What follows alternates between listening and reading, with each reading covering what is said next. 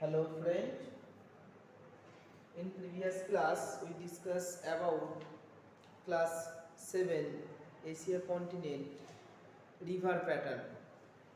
এর আগের ক্লাসে আমরা ক্লাস 7 এর এশিয়া মহাদেশের অন্তর্গত তাদের নদ নদী সম্পর্কে জেনেছিলাম। সেই নদ নদীগুলিকে তাদের প্রবাহ পথের বৈশিষ্ট্য অনুসারে তিন ভাগে ভাগ করা হয়েছিল: উত্তর বাহিনী নদী, দক্ষিণ বাহিনী নদী এবং তার সাথে পূর্ব দিকে প্রবাহিত নদী।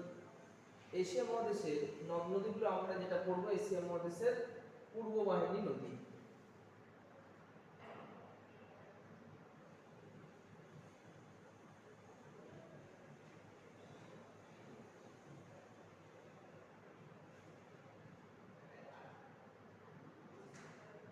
পূর্ব বাহিনী নদী এই এশিয়া মহাদেশের পূর্ব বাহিনী নদীগুলি সম্পর্কে আমরা জানব। এশিয়া মহাদেশের পূর্ব বাহিনী প্রধান নদীগুলোর কি কি নাম আমরা জানব, সেই নদীগুলোর উৎস মোহনা একটু আমরা জেনে নেব।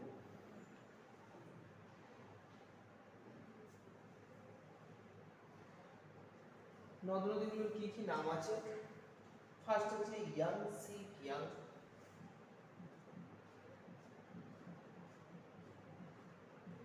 ইয়াংসি কিয়াং, ইয়াংসি কিয়াং, তারপরে আছে ইয়াংসি কিয়াং, তারপরে আছে সি কিয়াং,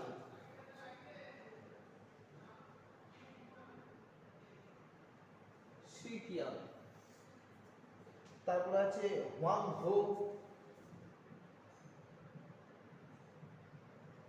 ওয়াং হো, এছাড়া আছে আমুর নদী।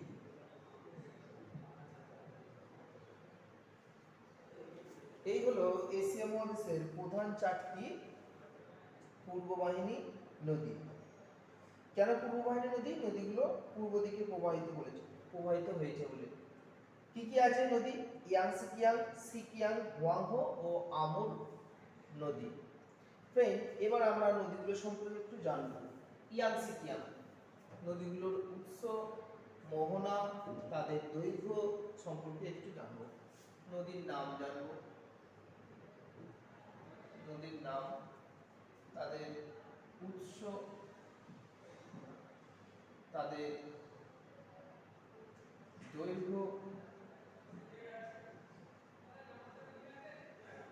তাদের মোহনা, নদীর উৎস, নদীর দৈর্ঘ্য, মোহনা এবং নদীর বৈশিষ্ট্য সম্পর্কে আমরা কিছু জানব।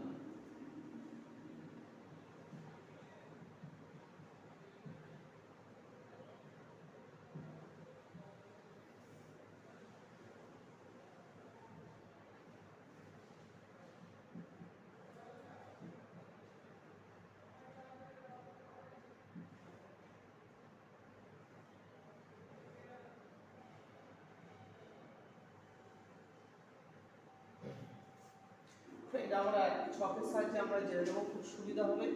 ফার্স্ট দিয়ে আছে নদীর নাম, তারপর দিয়ে আছে নদীর উৎস, তারপর দিয়ে আছে নদীর দৈর্ঘ্য, দৈর্ঘ্যটা কি নিতে হবে, মোহনা এবং নদীর বৈশিষ্ট্যগুলি কি। ফার্স্ট যে নদীটার নাম আছে সেটা হলো ইয়াংসি কিয়াং নদী।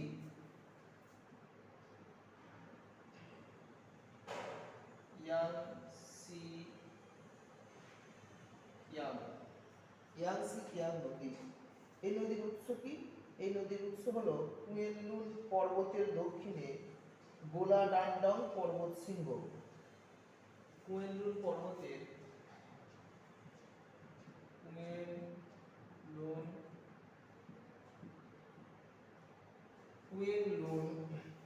কুয়েনলুন পর্বতের গোলাডান্ডং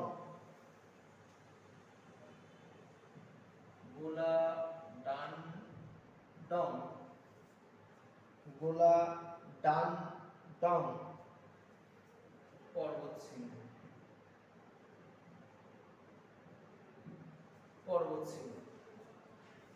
নদীর দৈর্ঘ্য কত? 5530 কিমি, 5530 কিমি, 5530 কিমি দৈর্ঘ্য। মোহনা চীন সাগর,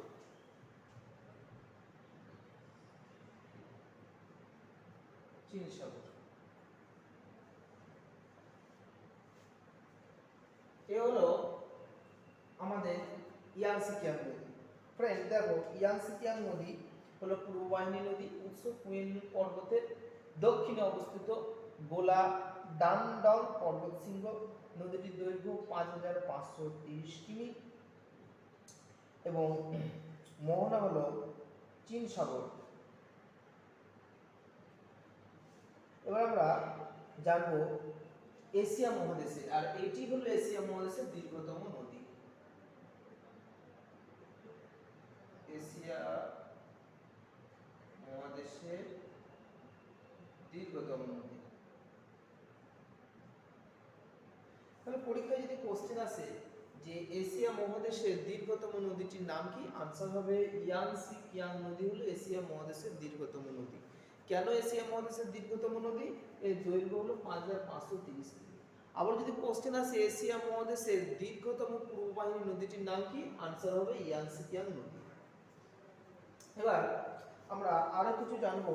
এই ইয়াংসি কিয়াং নদীকে স্বর্ণরেণুর নদী বলা হয়। স্বর্ণরেণুর নদী বলা হয়।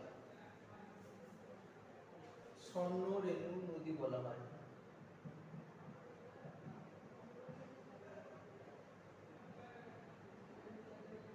স্বর্ণরেণু।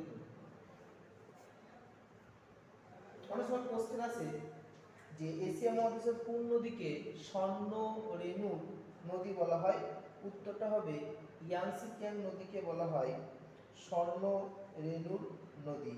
কেন বলা হয় না, এখানে স্বর্ণর মতো এক প্রকার রেণু পাওয়া যায় বলে বা সোনা পাওয়া যায় বলে একে স্বর্ণরেণুর নদী বলা হয়। এবার আমরা 2 নম্বর নদী আসবো, সিকিয়াং।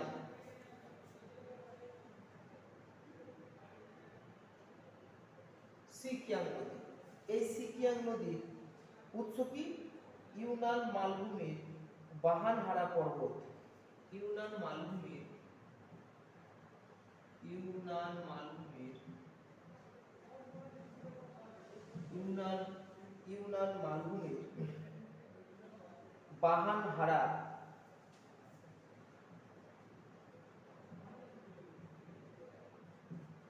বাহানহারা বয়াকার উদ্দেশ্য একাদন্তন্য বাহানহারা পর্বত। এই নদীর দৈর্ঘ্য কত, 1920 কিমি।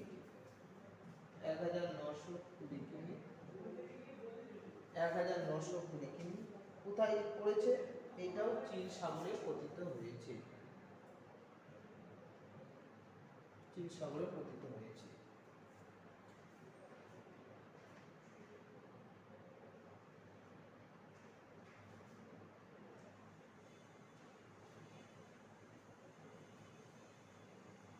তাহলে সিকিয়াং নদী, এশিয়া মহাদেশের আরেকটা নদীর নাম হলো সিকিয়াং নদী। এর উৎস হলো ইউনান মালভূমির বাহানহারা পর্বত। দৈর্ঘ্য হলো 1920 কিমি। এর পতিত স্থান বা মোহনা হলো চীন সাগর।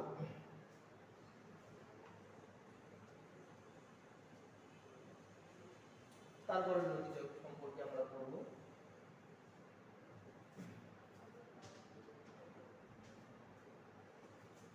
হুয়াংহো।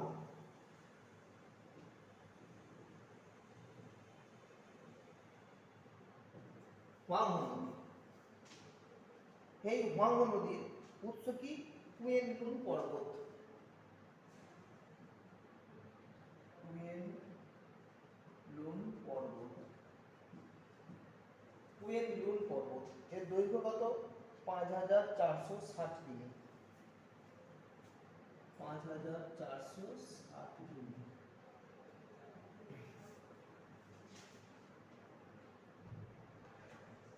এর দৈর্ঘ্য হলো 5460 কিমি। কোথায় গিয়ে পতিত হয়েছে? পোহাই উপসাগর। পোহাই উপসাগর। পোহাই উপসাগর। এবং হুয়াংহো নদী, এটা উৎস হলো কুয়েনলুন পর্বত। দৈর্ঘ্য হলো 5460 কিমি। কোথায়? মোহনা, পোহাই উপসাগর এর মোহনা। হুয়াংহো নদীতে হলুদ রঙের পলিযুক্ত জল বহন করে বলে একে পিত নদী বলা হয়। পিত নদী বলা হয়। অনেক সময় কোশ্চেন আছে কোন নদীকে পিত বলা হয়, একে পিত নদী বলা হয়।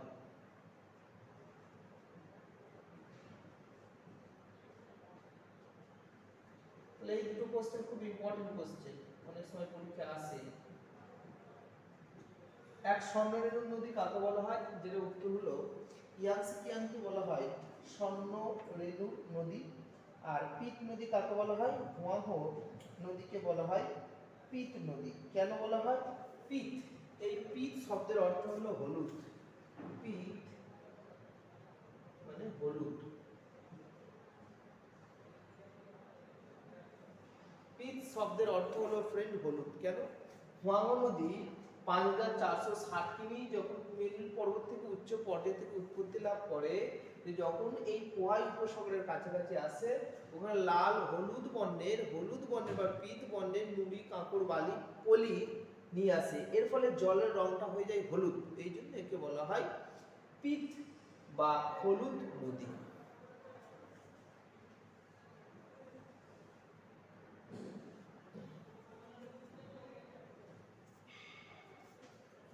এরপর ফ্রেন্ড আমরা যাব আমুর নদী সম্পর্কে। আমুর নদী,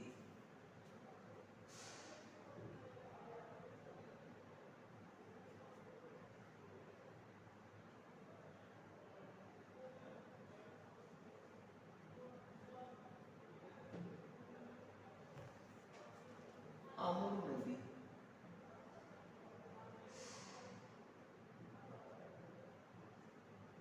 আমুর নদী, এই আমুর নদী হলো এশিয়া মহাদেশের আরেকটি পূর্ব বাহিনী নদী। আমুর নদী কোথা থেকে উৎপত্তি লাভ করেছে বা সৃষ্টি হয়েছে? রাশিয়ার ইয়া বোলোনয় পর্বত। রাশিয়ার ইয়া বোলোনয় পর্বত, ইয়া বোলোনয়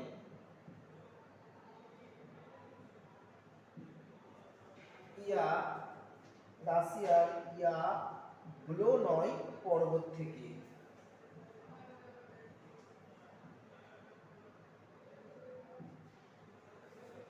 এর দৈর্ঘ্য কত কিমি? 4440 কিমি। 4440 কিমি। এর দৈর্ঘ্য হলো 4440 কিমি।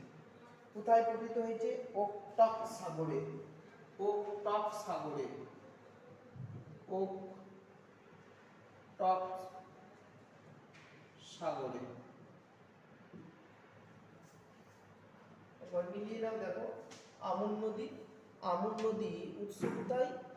রাশিয়ার ইয়া বোলোনয়, রাশিয়ার ইয়া বোলোনয় পর্বত। দৈর্ঘ্য 4440 কিমি। কোথায় পতিত হয়েছে? মোহনা ওকটস্ক সাগর। এবার আমরা জানব সম্মিলিতভাবে পূর্ব বাহিনী নদ নদীগুলির বৈশিষ্ট্য। পূর্ব বাহিনী নদ নদীগুলির বৈশিষ্ট্য সম্পর্কে আমরা একটু আলোকপাত করব।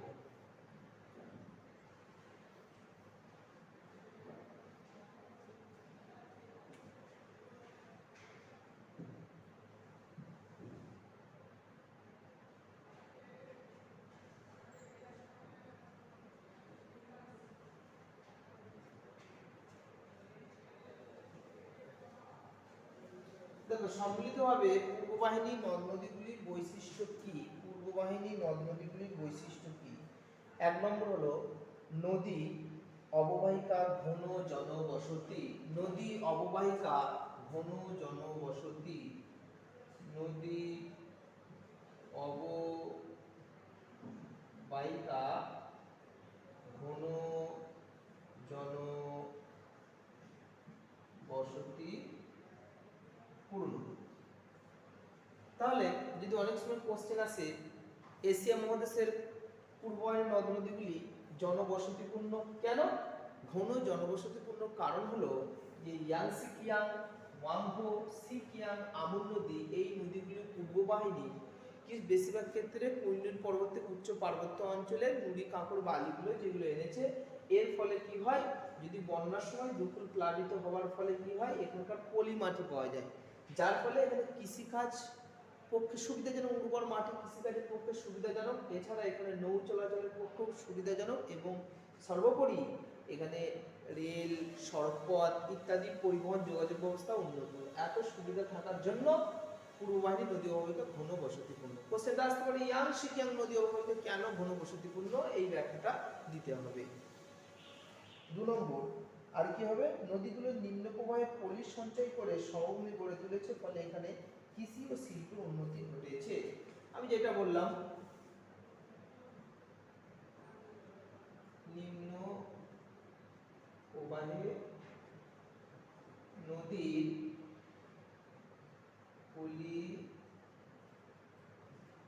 সঞ্চয়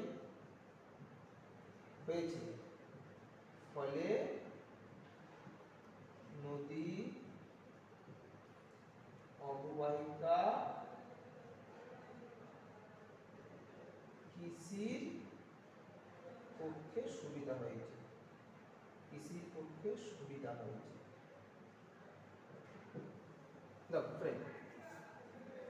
পূর্ব বাহিনী নদ নদীগুলি নিম্ন প্রবাহে পলি সঞ্চয় করে এক ধরনের সমভূমি সৃষ্টি করেছে, পলি সঞ্চয় হয়েছে যার ফলে সমভূমি সৃষ্টি করেছে, এর ফলে নদী অববাহিকা কৃষির উপযুক্ত হয়েছে, সর্বোপরি শিল্পের উন্নতি ঘটেছে।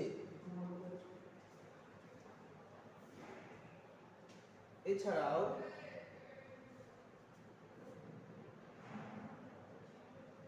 নৌ পরিবহনের সুবিধা আছে,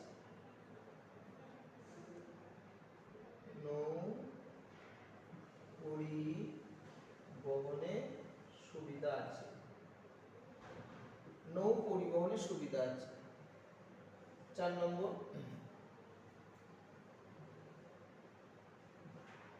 শিল্প ব্যবসা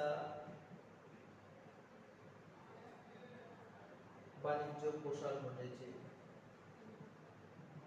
শিল্প ব্যবসা বাণিজ্য প্রসার ঘটেছে। তাহলে ফ্রেন্ড, আমরা তাহলে পূর্ব বাহিনী নদ নদীগুলির সম্পর্কে কি জানলাম?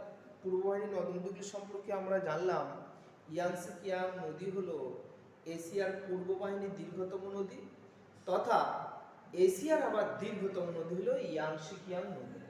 ইয়াংসি কিয়াং নদীকে স্বর্ণ রেণুর নদী বলা হয়, অনেক সময় কোশ্চেন আছে স্বর্ণ রেণুর নদী কাকে বলা হয়। তারপর আমরা জানলাম হুয়াংহো নদী। এই হুয়াংহো নদী জলের কালারটা, জলের রংটা হয়ে যায় হলুদ বা পিত। কেন? যে হলুদ বর্ণের পলি বহন করে আনে বলে জলের রংটা হলুদ হয়ে যায়, এই জন্য একে বলা হয় পিত বা হলুদ বর্ণের নদী। সামগ্রিকভাবে পূর্ব বাহিনী নদ নদীগুলির বৈশিষ্ট্য কি হলো? 1 নম্বর হলো নদ নদীগুলির নিম্ন প্রবাহে পলি সঞ্চয় দেখা যায়, যার ফলে সমভূমি সৃষ্টি হয়েছে।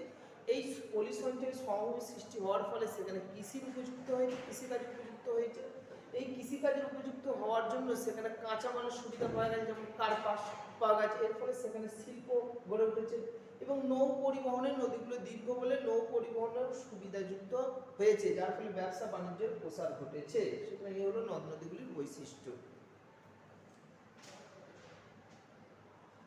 ফ্রেন্ড, এ গেল আমাদের পূর্ব বাহিনী নদ নদীগুলি। এবার আমরা প্রশ্ন উত্তর পর্ব নিয়ে আলোচনা করব।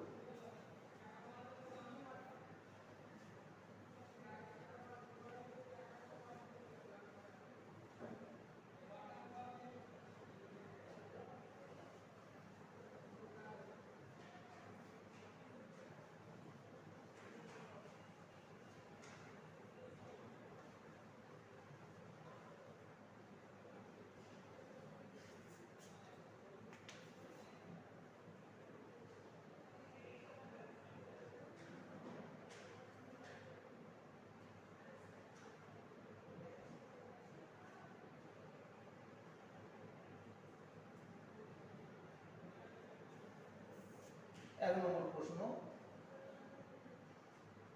এশিয়া মহাদেশের পূর্ব বাহিনী নদীগুলির নাম লেখো। এটা 2 নম্বর কোশ্চেন আসতে পারে, এশিয়া মহাদেশের পূর্ব বাহিনী নদীগুলির নাম লেখো। উত্তর তোমরা লিখে নেবে। Yangtze Kiang, Hwang Ho, Amur, Sikiang. 2 number question Asia মহাদেশের দীর্ঘতম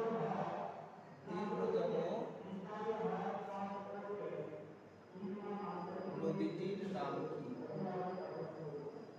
এশিয়া মহাদেশের দীর্ঘতম নদীটির নাম কি? আনসার তোমরা আগেও বলে দিয়েছি আমরা, এশিয়া মহাদেশের দীর্ঘতম নদীটির নাম হলো ইয়াংসি কিয়াং। 3 নম্বর কোশ্চেন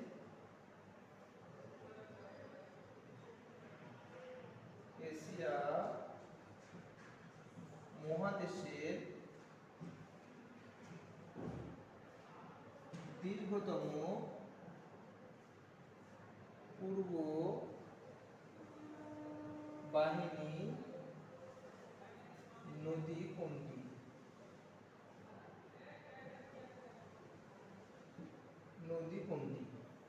এশিয়া মহাদেশের দীর্ঘতম পূর্ব বাহিনী, এশিয়া মহাদেশের দীর্ঘতম পূর্ব বাহিনী নদী কোনটি? আনসার হবে ইয়াংসি কিয়াং হলো এশিয়া মহাদেশের দীর্ঘতম পূর্ব বাহিনী নদী। 4 নম্বর কোশ্চেন স্বর্ণ রেণুর নদী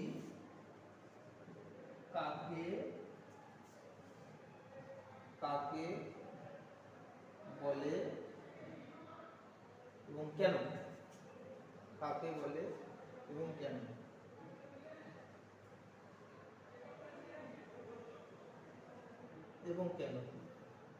ফ্রেন্ড, স্বর্ণ রেণু নদী কাকে বলে এবং কেন? মনে রাখতে হবে স্বর্ণ রেণুর নদী বলা হয় ইয়াংসি কিয়াং নদীকে, কেননা ইয়াংসি কিয়াং নদীতে স্বর্ণ রেণু পাওয়া যায়, বা স্বর্ণের মধ্যে এক ধরনের রেণু পাওয়া যায়, এই জন্য ইয়াংসি কিয়াং নদীকে বলে স্বর্ণ রেণুর নদী। 5 নম্বর কোশ্চেন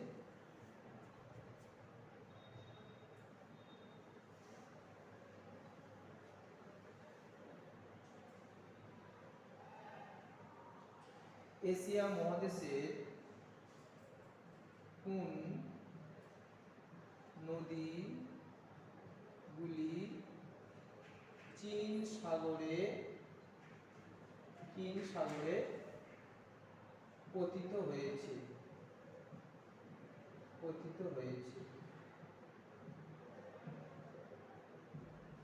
এশিয়া মহাদেশের কোন নদীগুলি, তারপরের কোশ্চেন এশিয়া মহাদেশের কোন নদীগুলি চীন সাগরে পতিত হয়েছে?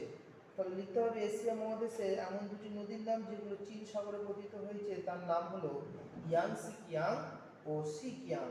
আনসার হবে ইয়াংসি কিয়াং ও সিকিয়াং। আমাদের ছকের সাহায্যে দেওয়া আছে ইয়াংসি কিয়াং ও সিকিয়াং। নেক্সট কোশ্চেন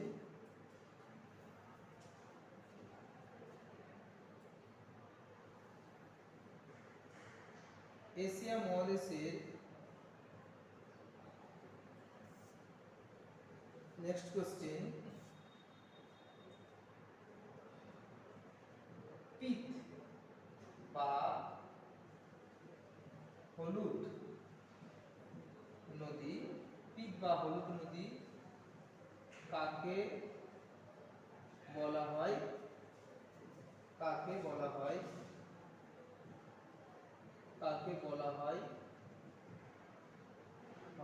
এবং কেন?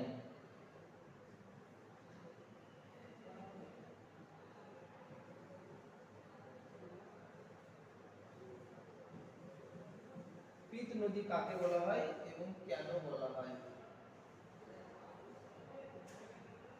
এর আগে আলোচনা করেছি পিত নদী কাকে বলা হয় এবং কেন বলা হয়। পিত নদী বলা হয় হোয়াংহো নদীকে, কেননা হোয়াংহো নদী এক ধরনের পলি নিয়ে আসে, পলি যার রং হলো হলুদ।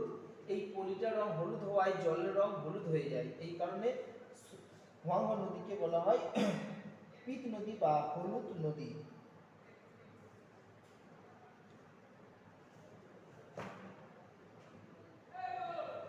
তারপরে কোশ্চেন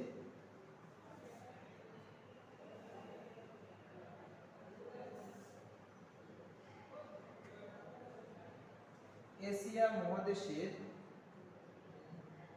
পূর্ব বাহিনী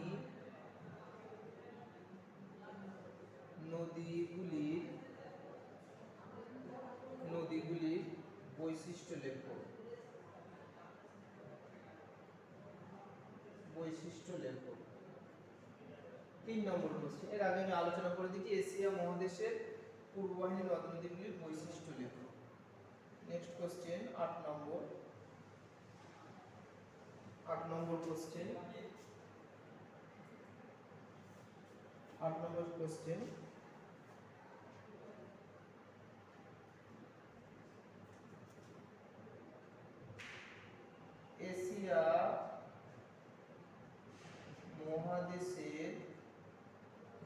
এশিয়া মহাদেশের পূর্ব বাহিনী নদীগুলি ঘনবসতিপূর্ণ নদীগুলি অববাহিকা পূর্ববাহিনী নদীগুলির অববাহিকা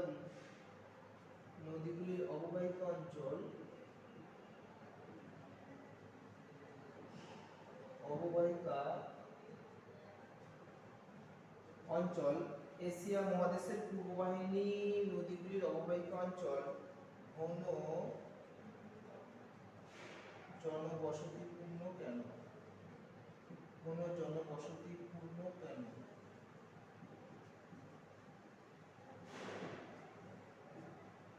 3 নম্বর কোশ্চেন। এশিয়া মহাদেশের 3 নম্বর আসতে পারে সিরিয়াল নম্বর 8 নম্বর কোশ্চেন। এশিয়া মহাদেশের পূর্ববাহিনী নদ নদীগুলির অববাহিকা অঞ্চল ঘনবসতিপূর্ণ কেন? এর আগে বলে দিয়েছিলাম কেন ঘনবসতিপূর্ণ, কেননা এশিয়া মহাদেশের নদ নদীগুলি দীর্ঘ অনেক বেশি এবং এশিয়া মহাদেশের নদ নদীগুলি ওই কুয়েনুর পর্বত থেকে ক্ষয়কার্যের ফলে নুড়ি কাঁকড় বালি যে পলিগুলো বেসিক্যালি নিয়ে আসে, নিম্ন প্রবাহে বন্যার সময় ওই পলিগুলো দুগুলো প্লাবিত হয় এবং এই পলি মাটিগুলো খুব উর্বর, যার ফলে একটা সমভূমি সৃষ্টি করে। সেই সমভূমি কৃষির পক্ষে খুব উপযুক্ত এবং কৃষিকাজের ফলে দেখা যায় অববাহিকা অঞ্চলে প্রচুর পরিমাণে চাষাবাদ হয়, যেমন কার্পাস। এই কার্পাস কি দেখা যায় আবার ওই তুলোর কাজ করে, কাঁচা মালের কাজ করে।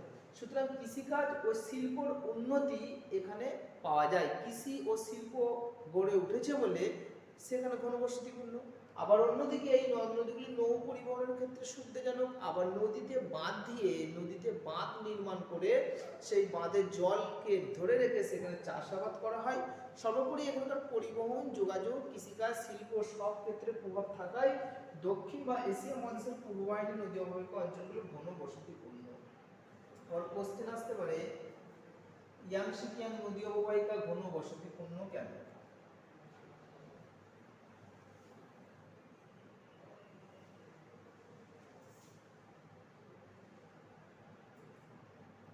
ইয়াংসি কিয়াং নদী অববাহিকা ঘনবসতিপূর্ণ কেন?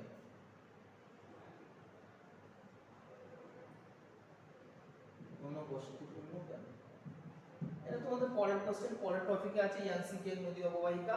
এইটা এই নিচুকার এই আনসারটা, নিচুকার এইটা অর্থাৎ এই 8এরটা আর এই 9 নম্বর কোশ্চেনটা একই আনসার হবে। ইয়াংসি কিয়াং নদী অববাহিকা ঘনবসতিপূর্ণ কেন? তারপরের কোশ্চেন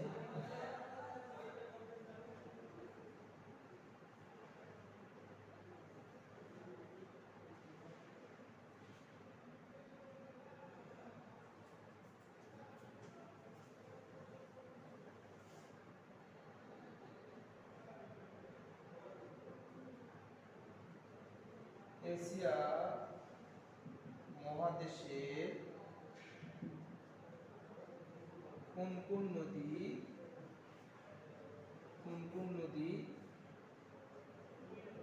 কুয়েনলুন পর্বত থেকে উৎপত্তি লাভ করেছে?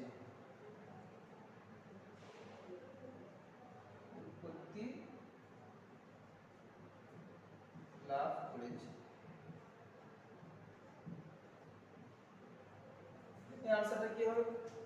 এশিয়া মহাদেশের কোন কোন নদী কুইনলুন পর্বত থেকে উৎপত্তি লাভ করেছে? আনসারটা হবে হোয়াং নদী কুইনলুন পর্বত থেকে। এছাড়া ইয়াংসি কিয়াং নদীও ওই কুইনলুন পর্বতের দক্ষিণে গোল্ডানং থেকে উৎপত্তি লাভ করেছে। সুতরাং ইয়াংসি কিয়াং ও হোয়াং নদী আনসারটা হবে। সুতরাং ফ্রেন্ড, আজকে আমরা এশিয়া মহাদেশের পূর্ববাহিনী নদীগুলি সম্পর্কে জানলাম। এর মাধ্যমে আমাদের এশিয়া মহাদেশের নদ-নদী বা ড্রেনেজ প্যাটার্ন এশিয়া মহাদেশের শেষ হয়ে গেল। এরপরে আমরা পরের ক্লাসের পরের টপিক নিয়ে আলোচনা করব। সবাই ভালো থেকো, সুস্থ থেকো।